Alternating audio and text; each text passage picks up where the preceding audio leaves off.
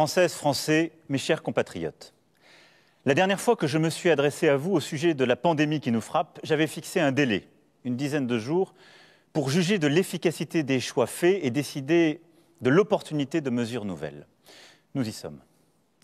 Et si les efforts consentis ont été utiles, la lucidité commande d'admettre que cela ne suffit pas, cela ne suffit plus. Alors quelle est à cette heure la situation de notre épidémie ? Le virus circule en France à une vitesse que même les prévisions les plus pessimistes n'avaient pas anticipée. Le nombre de contaminations rapportées à la population a doublé en moins de 2 semaines. Hier, 527 de nos compatriotes sont décédés du Covid-19. Hier, nous avons dénombré près de 3000 personnes en réanimation, soit plus de la moitié des capacités nationales. À la différence de la première vague, l'ensemble des régions se trouve aujourd'hui au seuil d'alerte. Dans de nombreux endroits, pour prendre en charge les patients Covid-19, nous avons commencé à déprogrammer des opérations du cœur ou du cancer, parfois les mêmes qui avaient dû être décalées au printemps. Nous avons pris des mesures. Elles étaient déjà difficiles, et je sais qu'elles ont été perçues comme telles par beaucoup d'entre vous. Elles étaient indispensables, et elles ont souvent été contestées parce qu'elles ne faisaient pas plaisir. Elles se révèlent toutefois insuffisantes pour endiguer une vague qui aujourd'hui touche toute l'Europe. Notre stratégie a été définie dès l'été, c'était de vivre avec le virus. Et il s'agissait de maîtriser sa circulation en nous appuyant sur nos capacités pour tester, alerter, protéger, sur les gestes barrières, sur la protection des plus fragiles et des mesures de ralentissement de l'épidémie territorialisées, au plus près du terrain. C'est ce que nous avons fait depuis le mois d'août. Avons-nous tout bien fait ? Non. Et je l'ai dit, il y a 15 jours, on peut toujours s'améliorer. Mais nous avons fait tout notre possible. Et je crois profondément que notre stratégie était, compte tenu des informations qui étaient les nôtres, la bonne. Elle fut d'ailleurs celle de tous les pays européens. Nous aurions pu aller plus vite au début sur les tests. Mais depuis plusieurs semaines, nous sommes un des pays d'Europe qui testent le plus. Nous aurions collectivement sans doute dû davantage respecter les gestes barrières, en particulier au sein de la famille ou avec les amis, qui sont les lieux où nous sommes le plus contaminés. Faut-il nous le reprocher maintenant ? Mais surtout, il faut reconnaître que, comme tous nos voisins, nous sommes submergés par l'accélération soudaine de l'épidémie, par un virus qui semble gagner en force à mesure que l'hiver approche, que les températures baissent. Une fois encore, il faut avoir beaucoup d'humilité. Nous sommes tous, en Europe, surpris par l'évolution du virus. Certains pays, comme l'Espagne, l'Irlande, les Pays-Bas, ont pris plutôt des mesures plus dures que les nôtres. Pourtant, tous, nous en sommes au même point. Débordés par une deuxième vague qui, nous le savons désormais, sera sans doute plus dure et plus meurtrière que la première. À ce stade, nous savons que quoi que nous fassions, près de 9000 patients seront en réanimation à la mi-novembre, soit la quasi-totalité des capacités françaises. Nous nous organisons bien sûr pour y faire face, rouvrir des lits supplémentaires, et nous allons faire le maximum d'efforts tous ensemble, mais ce n'est pas suffisant. Si nous ne donnons pas aujourd'hui un coup de frein brutal aux contaminations, nos hôpitaux seront très vite saturés sans que nous ayons cette fois la possibilité de transférer beaucoup de patients d'une région à une autre parce que le virus est partout. Si nous ne donnons pas aujourd'hui un coup de frein brutal aux contaminations, les médecins devront alors choisir, ici entre un patient atteint du Covid et une personne victime d'un accident de la route, là entre 2 malades du Covid. Ce qui, compte tenu des valeurs qui sont les nôtres, de ce qu'est la France, de ce que nous sommes, est inacceptable. Dans ce contexte, ma responsabilité est de protéger tous les Français. Et en dépit des polémiques, en dépit de la difficulté des décisions à prendre, je l'assume pleinement devant vous ce soir. Quels sont nos objectifs ? D'abord, c'est le premier, protéger les plus âgés, les plus fragiles, celles et ceux qui sont atteints de diabète, d'obésité, d'hypertension, de maladies chroniques et qui sont les premières victimes du Covid-19. L'âge est le facteur prépondérant. 85% des malades décédés ont plus de 70 ans. Notre deuxième objectif, c'est de protéger les plus jeunes. Je l'ai déjà dit, si le virus tue les plus âgés, il tue aussi, même si c'est rare, les plus jeunes. Aujourd'hui, au moment où je vous parle, 35% des personnes en réanimation ont moins de 65 ans. Ils touchent donc sous des formes graves toutes les générations. Et nous ne savons pas dire aujourd'hui quelles sont les séquelles à long terme. Perte d'odorat, perte de goût, difficultés respiratoires. Contracter ce virus n'est jamais anodin, même lorsqu'on a 20 ans.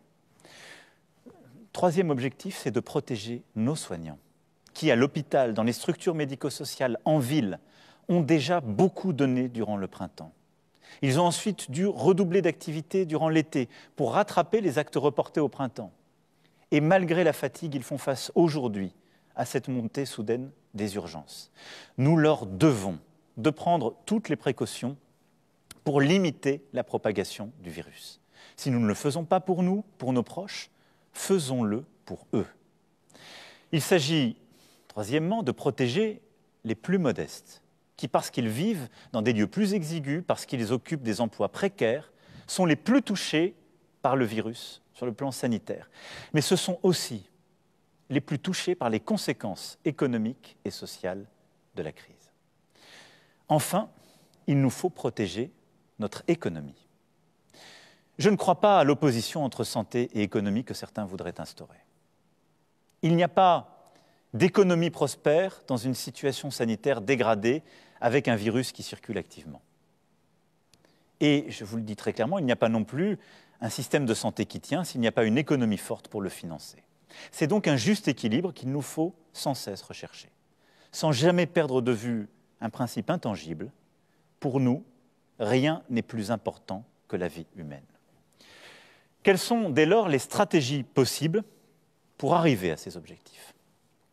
Nous pourrions, certains le préconisent, ne rien faire et assumer de laisser le virus circuler. C'est ce qu'on appelle la recherche de l'immunité collective, c'est-à-dire lorsque 50-60% de la population a été contaminée. Le Conseil scientifique a évalué les conséquences d'une telle option. Elles sont implacables. À très court terme, cela signifie le tri entre les patients à l'hôpital. Et d'ici quelques mois, c'est au moins 400 000 morts supplémentaires à déplorer. Jamais la France n'adoptera cette stratégie. Jamais nous ne laisserons mourir des centaines de milliers de nos concitoyens. Ce ne sont pas nos valeurs, ça n'est pas non plus notre intérêt. Une deuxième voie serait de confiner les seules personnes à risque. Cette voie n'est pas non plus, au moment où je vous parle, utilisable. D'abord, elle suppose une discussion éthique.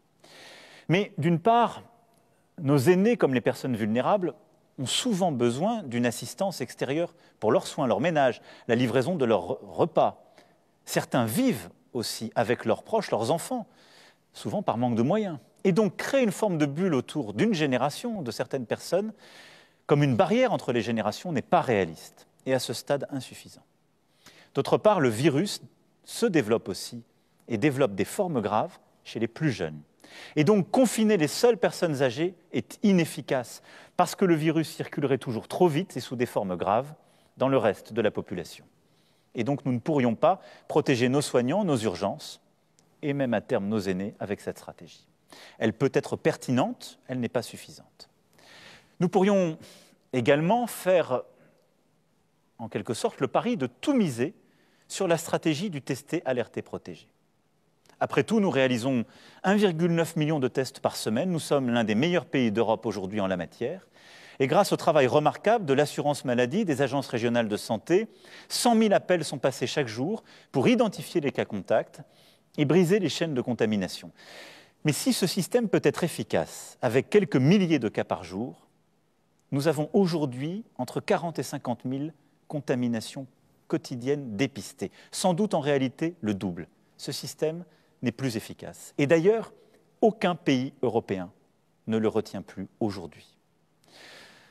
Quant à la piste de l'augmentation de nos capacités de réanimation, que certains évoquent comme une piste qui nous permettrait de ne pas prendre des mesures difficiles aujourd'hui, je vais vous dire très clairement, nous sommes en train de le faire, mais là non plus, ça n'est pas une bonne réponse.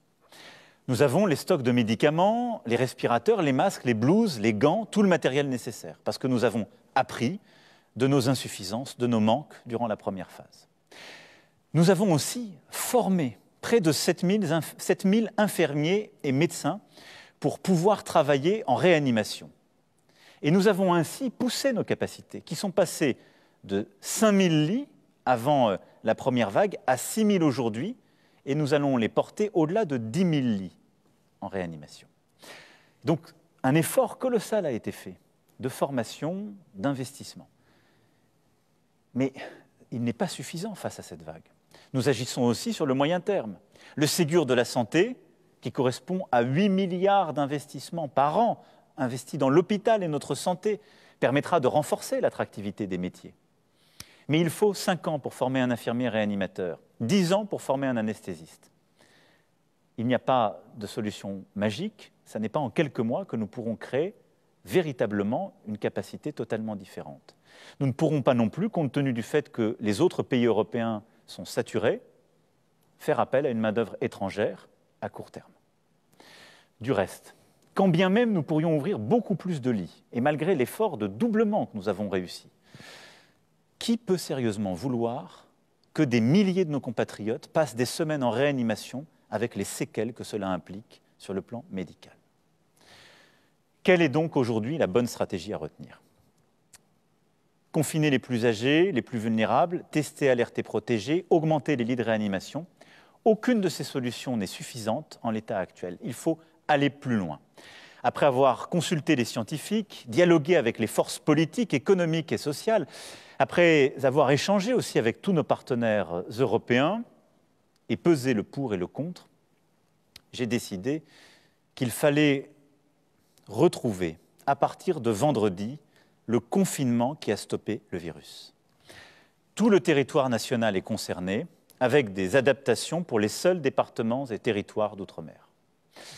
Mais parce que nous avons appris des événements du printemps, ce confinement sera adapté sur 3 points principaux. Les écoles resteront ouvertes, le travail pourra continuer, les EHPAD et les maisons de retraite pourront être visitées. Quelles seront les règles de cette nouvelle étape?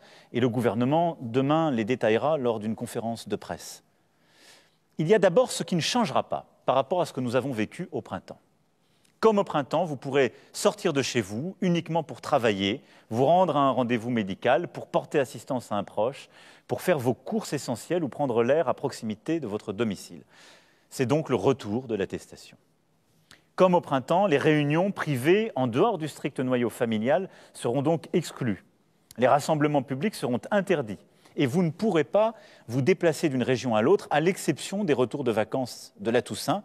Et donc, il y aura une tolérance durant ce week-end de retour pour que chacune et chacun puisse revenir de son lieu de vacances, pour que les familles puissent s'organiser. Les commerces qui ont été définis au printemps comme non essentiels, les établissements recevant du public, notamment les bars et restaurants, seront fermés. Comme au printemps, le « quoi qu'il en coûte », cette réponse économique parmi les plus protectrices du monde se poursuivra.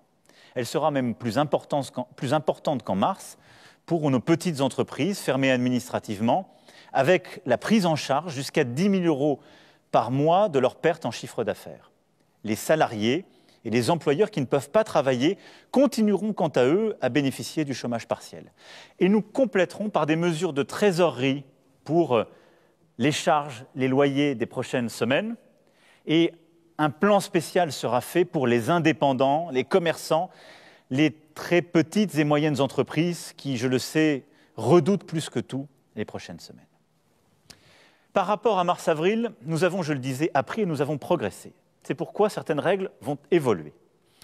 D'abord, nos enfants ne sauraient être durablement privés d'instruction, d'éducation, de contact avec le système scolaire. Trop de conséquences, trop de dégâts, en particulier pour les plus modestes. Les crèches, les écoles, les collèges et les lycées demeureront donc ouverts avec des protocoles sanitaires renforcés. Les facultés et établissements d'enseignement supérieur assureront à l'inverse des cours en ligne. Partout où c'est possible, le télétravail sera à nouveau généralisé. Mais, et c'est une seconde différence par rapport au printemps, l'activité continuera avec plus d'intensité. Ce qui veut dire que les guichets des services publics resteront ouverts, les usines, les exploitations agricoles, les bâtiments et travaux publics continueront de fonctionner, l'économie ne doit ni s'arrêter ni s'effondrer. Je vous invite donc, dans la mesure des possibilités de chacun, à participer de cet effort en travaillant, en soutenant les entreprises aussi qui, proches de chez vous, ont innové à travers des commandes à distance, la vente à emporter ou la livraison à domicile. Le gouvernement, d'ailleurs, accompagnera les très petites et petites entreprises comme les moyennes entreprises, les artisans aussi, qui entreprendront des démarches de numérisation. Nos frontières intérieures à l'espace européen demeureront ouvertes et, sauf exception, les frontières extérieures resteront fermées. Bien évidemment, les Français de l'étranger resteront libres de regagner le territoire. Dans les ports, les aéroports, pour les déplacements internationaux, des tests rapides obligatoires seront déployés pour toutes les arrivées. Aucun voyageur ne doit pouvoir entrer sur le territoire européen sans qu'on soit certain qu'il n'est pas porteur du virus. Enfin, pour éviter que ne se nouent des drames humains que nous avons vécus au printemps, où des personnes en fin de vie se retrouvent totalement isolées, les visites en maison de retraite et en EHPAD seront cette fois autorisées dans le strict respect des règles sanitaires. Je souhaite aussi que les personnes en situation de handicap puissent bénéficier des souplesses dont elles ont besoin. Quant aux cimetières en cette période marquée par la Toussaint, ils demeureront ouverts et je veux que nous puissions continuer à enterrer dignement nos proches. Ce nouveau confinement ne réussira que par la mobilisation de tous et chacun a son rôle à jouer. Aux personnes à risque, aux plus vulnérables, aux personnes âgées de plus de 70 ans, je demande une vigilance accrue. Moins de réunions avec la famille, avec les amis, même si c'est un crève-cœur. Et le respect de la distanciation physique, y compris au domicile. Le port du masque systématique lorsqu'on se trouve à l'intérieur en présence d'une autre personne. Même un proche, même un enfant ou un petit enfant, c'est très important pour vous. Les soignants à l'hôpital jouent évidemment dans ce contexte un rôle essentiel, mais nous avons besoin des médecins de ville, des infirmiers, des pharmaciens, de tous les acteurs du médico-social, de tous les professionnels de santé de ville pour assurer une prise en charge précoce des patients dès les premiers symptômes et pour éviter que ne se développent des formes complexes. Nous avons besoin de nos élus. Nos maires ont joué un rôle essentiel. Et je les salue ici. Maires, présidents et présidentes d'intercommunalités, de métropoles, élus de terrain, nous allons avoir besoin de vous de manière encore accrue pour proposer et aller plus loin en matière de prévention, mobiliser nos associations pour accompagner les personnes les plus isolées, les moins bien informées et assurer la bonne application des mesures prises, que ce soit auprès de nos jeunes dans le temps périscolaire ou pour accompagner les personnes les plus vulnérables ou les plus âgées. Nous avons besoin de nos forces de sécurité intérieure pour garantir l'application des mesures, de nos forces de sécurité civile pour déployer des plateformes de tests et aller au contact de la population. Nous avons aussi besoin du sens des responsabilités de chacun et de l'esprit citoyen de tous. Restez au maximum chez vous, respectez les règles. Une fois encore, je vous le dis, la réussite dépend du civisme de chacune et chacun d'entre nous. Comment cette nouvelle étape va se dérouler dans le temps? Chaque heure compte. L'ensemble de ces mesures doivent donc entrer en application au plus vite. Elles le seront dans la nuit de jeudi à vendredi. Et elles seront appliquées à minima jusqu'au 1er décembre. Dès demain, un débat suivi d'un vote se tiendra au Parlement. Dès demain, le gouvernement détaillera toutes ces mesures. Nous devons nous honorer de cette transparence et du fait que des décisions difficiles se fassent dans un cadre démocratique où toutes les oppositions peuvent s'exprimer. Dès demain également, je participerai à un Conseil européen pour coordonner les réponses sanitaires des différents pays de l'Union. Tous les 15 jours, nous ferons le point sur l'évolution de l'épidémie. Nous déciderons, le cas échéant, de mesures complémentaires. Et nous évaluerons alors si nous pouvons alléger certaines contraintes, en particulier sur les commerces. Je sais que beaucoup de commerçants espéraient ne pas fermer. Je sais que pour les commerces de centre-ville, je demande un très gros effort. Tenons-le avec beaucoup de rigueur pendant 15 jours. Si d'ici 15 jours, nous maîtrisons mieux la situation, nous pourrons alors réévaluer les choses et espérer ouvrir certains commerces, en particulier dans cette période si importante avant les fêtes de Noël. Nous verrons si nous pouvons cultiver l'espoir de célébrer en famille ce moment si précieux de Noël et des fêtes de fin d'année.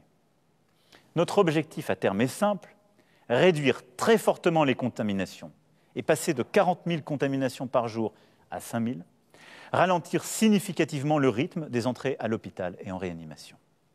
Et ce n'est qu'alors que nous pourrons pleinement redéployer une stratégie testée, alertée, protégée, renouvelée, complétée. C'est pourquoi, durant ces semaines, nous allons aussi produire des efforts massifs pour mettre en place beaucoup plus de plateformes de tests à travers des innovations et une nouvelle organisation. Nous devons collectivement déployer beaucoup plus massivement l'application Tous Anti-Covid, qui sera un instrument de la sortie de cette phase de confinement. Tests en 30 minutes, meilleur traçage, isolement plus efficace des personnes positives, qui est un sujet sur lequel nous devons continuer à réfléchir. Une fois le pic épidémique passé, tous ces outils doivent nous permettre demain de tenir jusqu'au vaccin, à l'été, nous disent les scientifiques. Mes chers compatriotes, nous avons tous été surpris par l'accélération soudaine de l'épidémie, tous. Si je sais la lassitude et cette impression d'un jour sans fin qui tous nous gagne, nous devons, quoi qu'il arrive, rester unis et solidaires et ne pas céder au poison de la division. Cette période est difficile parce qu'elle éprouve justement notre résilience et notre unité. Mais elle est un révélateur de ce que nous sommes, des femmes et des hommes qui sont liés les uns aux autres. Très peu de générations auront eu comme la nôtre autant de défis ensemble. Cette pandémie historique, les crises internationales, le terrorisme, les divisions de la société et une crise économique et sociale sans précédent liée à la première vague. Mais j'ai confiance en nous, en vous. Confiance en notre capacité à surmonter cette épreuve. Nous devons tenir, chacun à notre place. Dans la transparence, le débat, dans la détermination pour appliquer les règles que nous nous fixons, et en nous serrant les coudes. À nouveau, nous nous relèverons si nous sommes unis, et nous serons unis. Nous avons besoin les uns des autres, nous sommes une nation unie et solidaire, et c'est à cette condition que nous y arriverons. Nous sommes la France. Je compte sur chacun d'entre vous. Je serai là, nous serons là, et nous y arriverons tous ensemble. Vive la République et vive la France!